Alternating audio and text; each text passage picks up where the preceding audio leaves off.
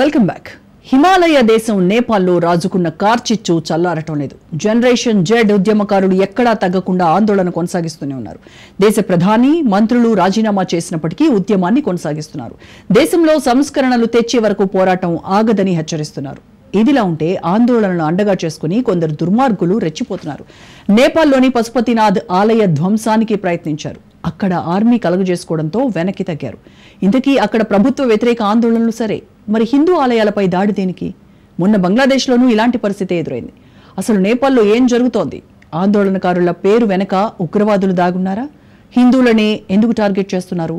దీని వెనక పాక్ హస్తం ఎంత?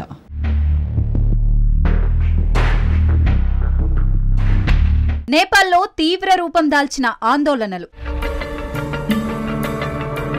పశుపతినాథ్ ఆలయంపై దాడికి విఫలయత్నం. ఆందోళనలు సరే, ఆలయాలపై దాడులెందుకు? నేపాల్లో జరుగుతున్న ప్రభుత్వ వ్యతిరేక ఆందోళనలు తీవ్ర రూపం దాల్చాయి. ఈ క్రమంలో ఆందోళనకారులు ప్రఖ్యాత హిందూ తీర్థక్షేత్రం పశుపతినాథ్ ఆలయంపై దాడి చేయాలని ప్రయత్నించారు.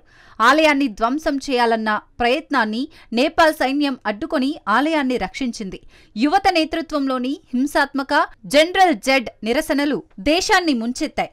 సోషల్ మీడియాపై నిషేధం, విస్తృత అవినీతి వ్యతిరేక ప్రదర్శనల ద్వారా ఈ నిరసనలు చెలరేగాయి. నిరసనకారులు విమానాశ్రయంపైకి చొరబడి సింగా దర్బార్ ప్రభుత్వ సచివాలయం లోపల నిప్పంటించడానికి ప్రయత్నించిన తర్వాత కీలకమైన మౌలిక సదుపాయాలను భద్రపరచడానికి నేపాల్ సైన్యం రంగంలోకి దిగింది. ముఖ్యంగా పవిత్ర పశుపతినాథ్ ఆలయ ద్వారం ధ్వంసం చేయకుండా ఆందోళనకారులను నిరోధించడానికి సైన్యం జోక్యం చేసుకుంది. Nepali army chief general Ashokraj Sigdel general Z నిరసనకారులు చర్చల ద్వారా శాంతియుత పరిష్కారాన్ని అనుసరించాలని కోరారు.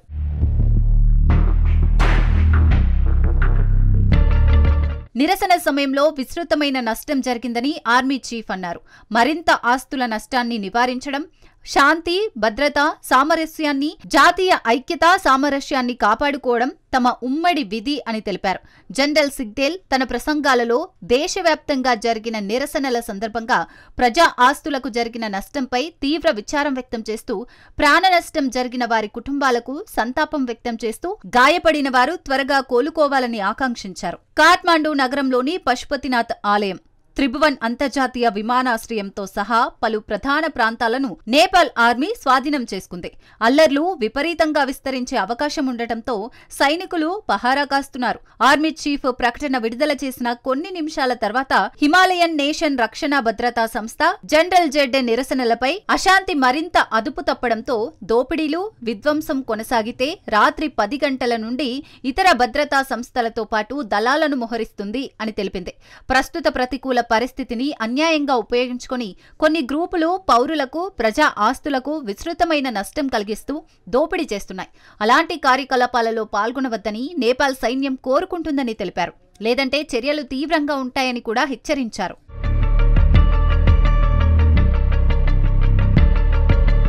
అయితే గతంలో బంగ్లాదేశ్లో అల్లర్లు జరిగినప్పుడు కూడా ఇలాంటి ఘటనలు చోటు చేసుకున్నాయి. బంగ్లాదేశ్లోకి హిందువులపై, హిందూ దేవాలయాలపై దాడులు జరుగుతూనే ఉన్నాయి. హిందూ మైనారిటీలను ముస్లిం మెజారిటీ జనాభా లక్ష్యంగా చేసుకుని దాడులకు తెగబడుతోంది. బంగ్లాదేశ్ తాత్కాలిక ప్రభుత్వ అధిపతి మొహమ్మద్ యూనస్ దేశంలో శాంతి భద్రతలు గాడిలో ఉన్నాయని చెబుతున్నప్పటికీ అక్కడ హిందువులపై దాడులు ఆగే పరిస్థితులు కనిపించడం లేదు. పశుపతినాథ్ ఆలయ చరిత్ర. పశుపతినాథ్ అనేది బోలా శంకరుడి మరొక పేరు. అంటే శివుడు 4 దిక్కుల్లోనూ ఉన్నాడు. మత గ్రంథాల ప్రకారం భగవంతుడు శ్రీ పశుపతినాథ్ పరబ్రహ్మ, శివుని శాశ్వతమైన రూపం. శివయ్యను పంచవక్రం త్రినేత్రం అని పిలుస్తారు. ఓంకార శివుని దక్షిణ ముఖ నోటి నుండి అకారం, పడమటి నోటి నుండి ఉకారం, ఉత్తర నోటి నుండి మకారం, తూర్పు నోటి నుండి చంద్రవిందు, ఎగువ ఈశాన్య నోటి నుంచి నాత్ రూపంలో ఉద్భవించింది.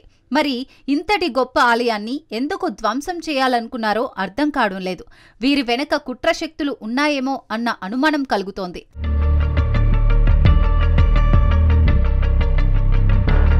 ఆరంభంలో సోషల్ మీడియా వ్యతిరేకంగా మొదలైన ఆందోళనలు ఇప్పుడు జెన్జీ పేరుతో అవినీతి వ్యతిరేక పోరాటంగా మారింది. ప్రధాని ఓలీ తీరును తప్పుబట్టిన ఆందోళనకారులు సోషల్ మీడియాపై బ్యాన్ ఎత్తివేయాలని డిమాండ్ చేశారు. ఇటు జర్నలిస్టు సంఘాలు సైతం ఆందోళన బాటపట్టాయి. ఇక పరిస్థితిని అదుపు చేయడానికి నేపాల్ రాజధాని కాఠ్మండు సహా 10 నగరాల్లో కర్ఫ్యూ విధించారు. నేపాల్లో జరిగిన జెన్జీ ఆందోళనల్లో ఇప్పటివరకు 20 మంది వరకు ప్రాణాలు కోల్పోయారు. ఈ క్రమంలోనే నేపాల్ ప్రభుత్వం కీలక నిర్ణయం తీసుకుంది. సోషల్ మీడియాపై బ్యాన్ ఎత్తివేసింది. ప్రధాని రాజీనామా చేశారు. అయినా ఆందోళనలు ఆగడం లేదు. మరోవైపు నేపాల్లో ఉద్రిక్త పరిస్థితుల దృష్ట్యా సరిహద్దుల్లో హై అలర్ట్ ప్రకటించింది భారత ప్రభుత్వం. నేపాల్లోని భారతీయుల రక్షణ కోసం భారత చర్యలు మొదలుపెట్టింది. మరోవైపు అక్కడున్న తమ పౌరుల కోసం ఢిల్లీ, తెలంగాణ భవన్లో సహాయ కేంద్రం ఏర్పాటు చేసింది తెలంగాణ ప్రభుత్వం.